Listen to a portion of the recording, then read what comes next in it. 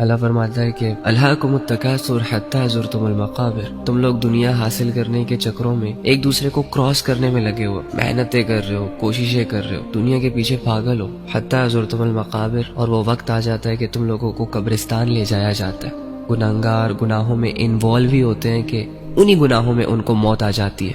گانے سننے والا گانے سن ہی رہا ہوتا ہے، ہینڈ فری اس کے کانوں میں لگی ہی ہوتی ہے کہ اسے موت آ جاتی ہے۔ زنا کے شوقین، زنا کے عادی، زنا کی پلاننگز کر ہی رہے ہوتے ہیں، انفیکٹ زنا کی طرف قدم بڑھا رہے ہوتے ہیں کہ راستے میں ہی مر جاتے ہیں۔ آپ خود سوچیں، مسلمان کے ساتھ ایسی موت سوٹ کرتی ہے؟